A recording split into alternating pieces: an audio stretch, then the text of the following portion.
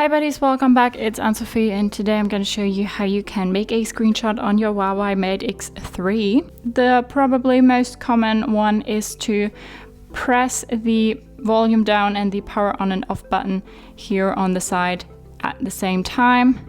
Then it will make a screenshot. Another option you have is to go to your drop down menu and then click on screenshot. If we click on the little arrow there, we can say screenshot, partial screenshot, or scroll shot. We'll do a screenshot now, and then it also took a screenshot.